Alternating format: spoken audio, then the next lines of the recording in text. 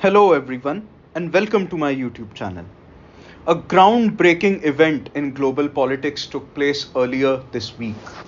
The center of attraction for the whole world was Riyadh, the capital of Saudi Arabia, for it hosted the meeting between Mr. Sergei Lavrov, the Foreign Affairs Minister of the Russian Federation, and the Secretary of State of the United States, Mr. Marco Rubio. It was a meeting which propelled the ties of Moscow and Washington towards normalization. And importantly, the main issue at hand was the restoration of the peace in Ukraine.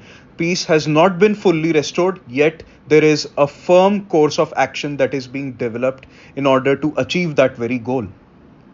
Now, let us see a brief analysis of what this military conflict was about.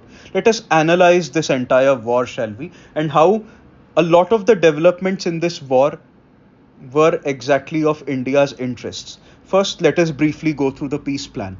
Well, what is being said about President Trump's peace plan as of now is that number one, Russian sovereignty will be recognized in the provinces of Donetsk and Luhansk. Yes, this is a massive victory for Moscow. It has retained all three liberated provinces, the Crimean Peninsula in 2014 and Donetsk and Luhansk in 2025. These are the Russian speaking provinces in eastern Ukraine, which Moscow always aimed at liberating, and they have come within the red, white, and blue of Russia now. It is a massive military victory for them. And no matter how many pieces the Telegraph, New York Times, Washington Post, Sky News, BBC, no matter how much they bombard us with this myth that Russia has lost, Russia has won, my dear friends. A loss of 20% of territory for Ukraine cannot be considered as a victory for Kiev, and it's definitely not a loss for Russia. It has liberated all the territories it wanted to. Why liberated? I'll come to that in the next video. Then there will be an international zone, a zone which will be manned by troops. Now, here is where Russia needs to pitch in. It cannot happen that it's just NATO, French, British, or other European troops manning this area. American troops won't be there. That has been clarified. But we cannot have just NATO country troops over there. We need to have Russia sympathetic nations troops deployed over there, such as Indian, Belarusian, Iranian, Chinese, Yemeni troops who will man that area to maintain a firm balance of power. These were the two key takeaways that I feel, my friends, came out of this particular deal. The third one, Ukraine will not be joining NATO. And in this case, Mr. Trump has backtracked on his own proposal. Earlier in November, he had proposed of putting Ukraine's NATO membership on hold for 20 years. However, now there is no mention of Ukrainian NATO membership at all. NATO membership for Ukraine is a red line for the Russians, and President Trump seems to have realized it. And in the interest of the peace of the whole nation and the region at large, Mr. Trump has withdrawn that particular clause. So all these 3 points, it's a massive victory for Russia. But how was this victory achieved? Let us dive into it now. How Russia won the Ukraine war. Point number one, obviously, adaptability of its troops and technical prowess of its weapons. I mean, we Indians must be relieved at the fact that even today, 65 to 75% of our military hardware is of Russian origin, and we are seeing a resurgence again in the cooling ties which were there towards the late decades of the 2010s and the early 2020s, so to speak. Russian equipment is top class, par excellence. Let us look at the few pieces of equipment of interest to India. Let us get in the heavy armored tanks, the battle tanks, main battle tanks of these two alliances, the American Abrams and the Russian T-90 MS. The American Abrams, the much hyped tank, has proven to be an utter failure in Ukraine. 20 out of the 31 which America shipped to them have been turned into massive balls of fire worth millions of dollars.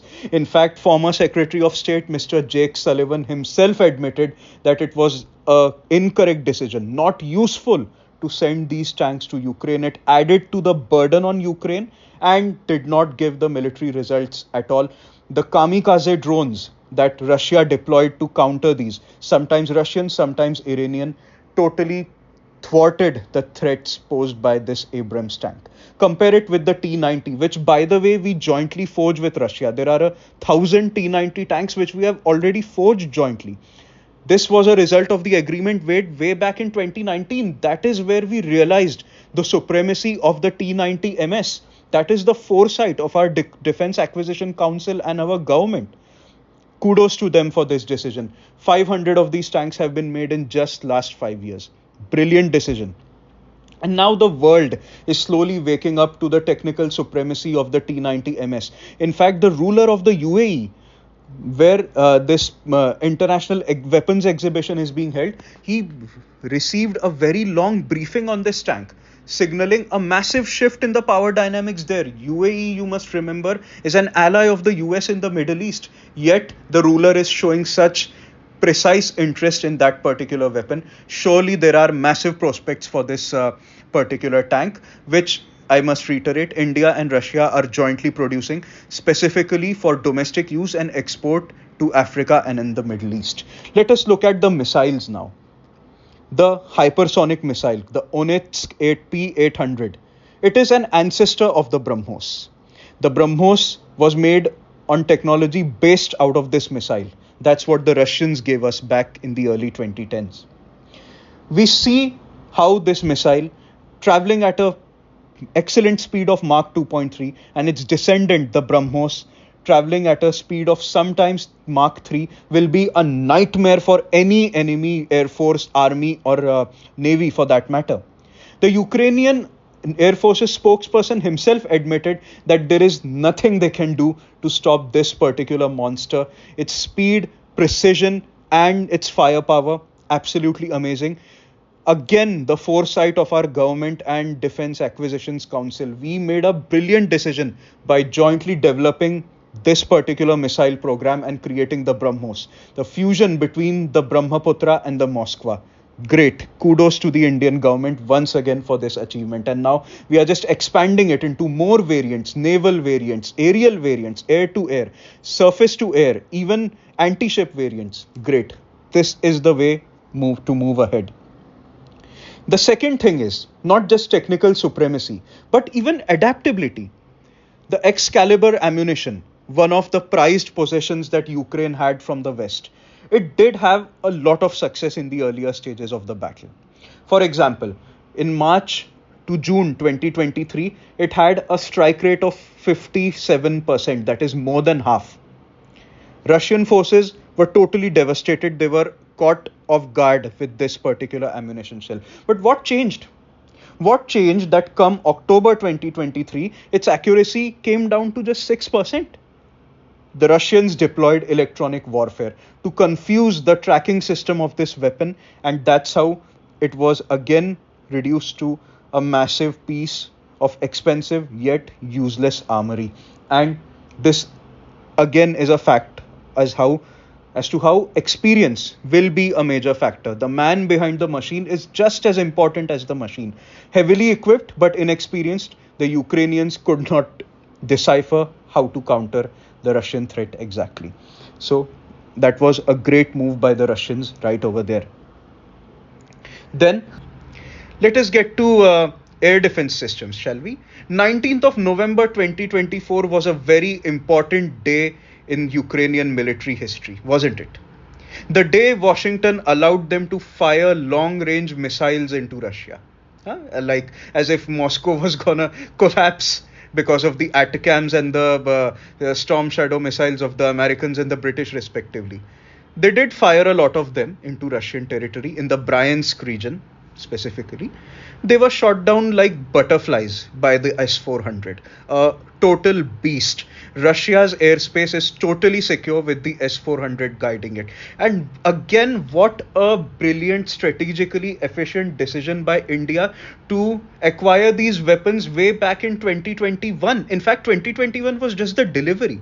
The deals were signed in 2016 and the transaction took place in 2018. Such is the foresight that our Defense Acquisition Council and the government had. So again, kudos to India for acquiring the Russian S-400 even before it was tested, and once again our analysis proved to be 100% true.